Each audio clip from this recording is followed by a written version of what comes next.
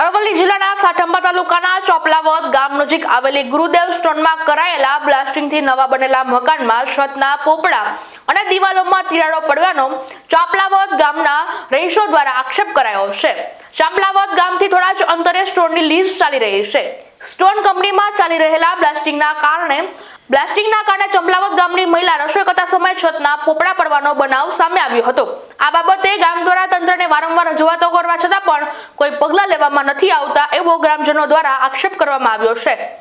ચંપલાવદ ગામે ઘરમાં છતમાંથી પોપડા પડીના બનાવે પટેલના મુવાડા ગ્રામ પંચાયતના સરપંચ તલાટી અને સદસ્યો દ્વારા સ્થળ પર મોટી જાનહાનિ થાય તો તેના માટે જવાબદાર કોણ હશે? ઘટના અંગે ગ્રામજનો દ્વારા પોલીસને જાણ કરતા પોલીસ પણ ઘટના સ્થળે પહોંચી આ બ્લાસ્ટિંગ માટે ગ્રામજનો દ્વારા આક્ષેપ કરવામાં આવ્યો કે જવાબદાર તંત્ર વહીવટી અધિકારીઓ દ્વારા કેમ કોઈ નક્કર પગલાં લેવામાં નથી આવી રહ્યા।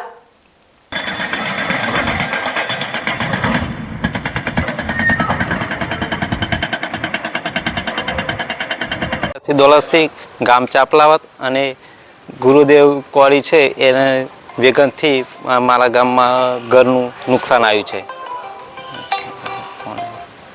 અને બ્લાસ્ટ થવાથી વેગનના બ્લાસ્ટ થવાથી ઘરના પોપડા પડી ગયા છે। બહુ ભારે નુકસાન છે। તમારી લીઝ 500 મીટર।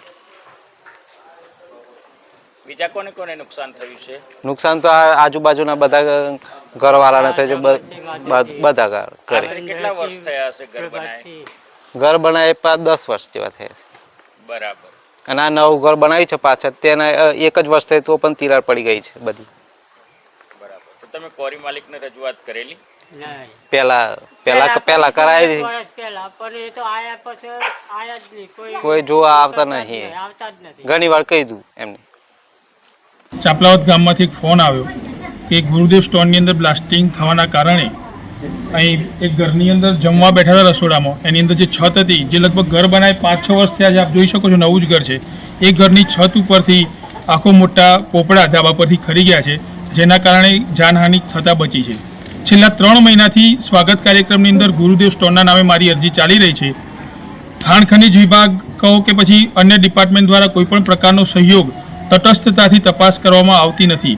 વારંવાર એ લોકોને રજૂઆત કરી છે। પોલીસ ઇન્સ્પેક્ટર સાહેબને પણ રૂબરૂ બોલાવ્યા હતા, જે વખતે એ લોકોએ એવું કીધું કે 40 ફૂટ ઊંડો હોલ કરેલો છે અને કંટ્રોલ બ્લાસ્ટિંગ અમે કરીએ છીએ, પરંતુ કંટ્રોલ બ્લાસ્ટિંગની અંદર 7 થી 8 ફૂટથી વધારે હોલ કરી શકાતો નથી।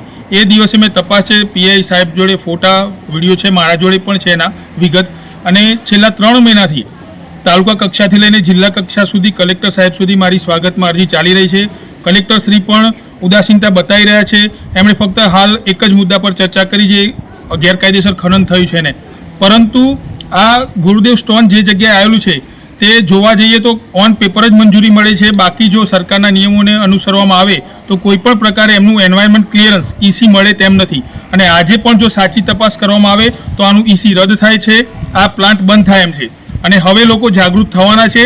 આવું વારંવાર થતું હોય છે પણ એકલ દોકલ કોઈ હિંમત કરતા નથી, પણ હવે એક એક કરીને બધા જ લોકો જાગશે તો આ પ્લાન્ટ ચોક્કસ બંધ કરવા માટે જે મહેનત કરી રહ્યા છે, લોકોને, આજુબાજુના ખેડૂતોને, આજુબાજુના જળ સ્ત્રોતોને બચાવવા માટે જે પ્રયત્ન કર્યા છે એમાં સફળતા મળશે। અને મારી સરકારશ્રી નમ્ર વિનંતી છે, અમે રજૂઆત કરીએ છીએ, રજૂઆત ધ્યાને ના લેતો તમે સ્થળ તપાસ કરો, તટસ્થ તપાસ કરો, અને એમાં જે સત્ય દેખાય એના આધારે તમે પગલાં લેશો। જી, ધન્યવાદ।